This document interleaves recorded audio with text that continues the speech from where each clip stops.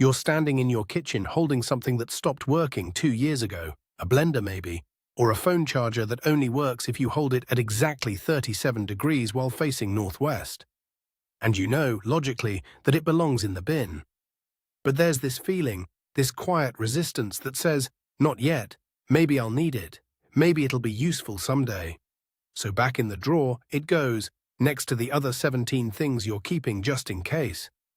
And if that hit a little close, good, because there's a specific psychological pattern happening here, and it's not about being messy or sentimental in the way people casually throw those words around.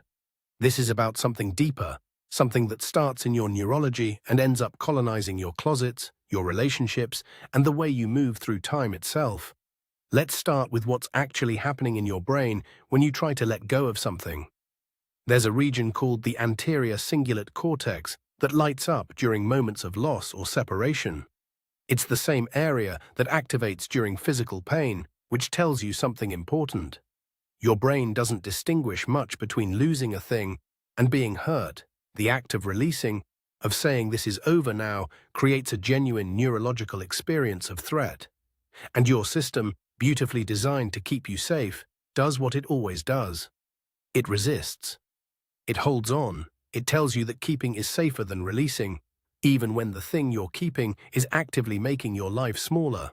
Dr. Gail Steckerty's research at Boston University identified something crucial about this pattern.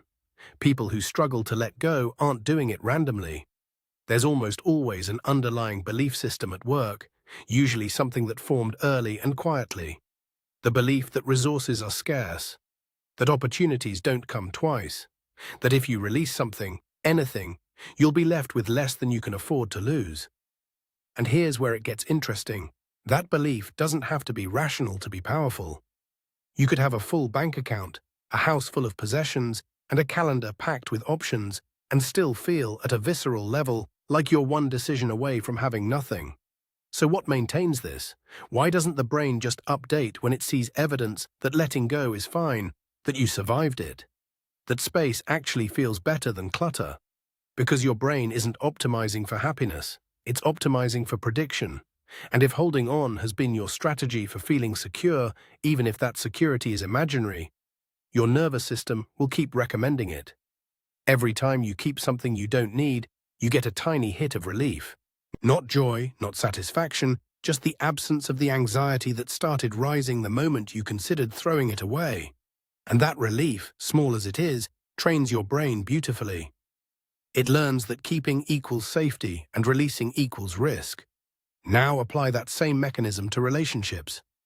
You're still talking to someone who makes you feel slightly terrible every time you interact.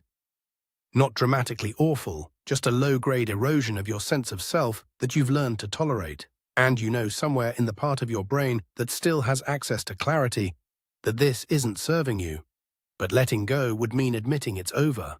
It would mean sitting with the gap they used to fill, even if what they filled it with was mostly disappointment. So you keep them, you text back, you make plans you don't want to keep. Because the idea of empty space where they used to be feels more threatening than the dull ache of keeping them around. And then there's time itself, the hours you spent on a degree you're not using, the years you invested in a career that stopped fitting somewhere around month 11. The version of yourself you thought you'd become by now, who's still hovering in your peripheral vision, making every actual choice feel like a betrayal of some imagined potential. You can't let that go either, can you? Because if you do, if you admit that path is closed, you have to grieve it.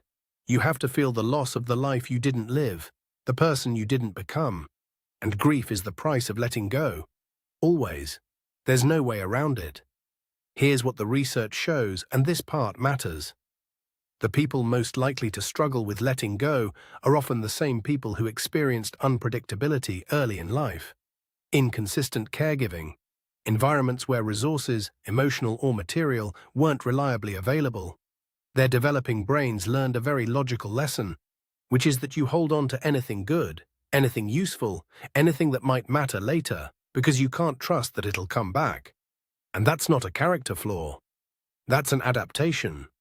A smart one, given the circumstances. The problem is just that adaptations don't always know when to retire.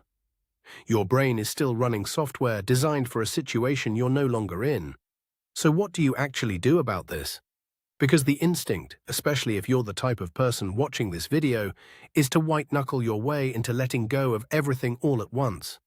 Purge the house, end the relationships, quit the job, burn it all down, and call it growth.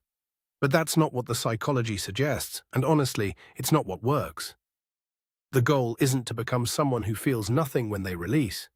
The goal is to slowly, carefully, start practicing the thing your nervous system never learned to trust, which is that you'll be okay on the other side of loss. That space isn't the same as emptiness. That letting go doesn't mean you're left with nothing. It means you're left with room. Start small, genuinely small. Let go of one object that doesn't matter. Notice what happens in your body when you do. Notice that the fear was bigger than the reality. Let your brain collect that data, then do it again and again. Not because you're trying to become minimal or enlightened or whatever aesthetic people are performing online this year, but because you're teaching your system something it didn't get to learn earlier, which is that release doesn't equal loss. Sometimes, most times, it just equals space for what actually fits.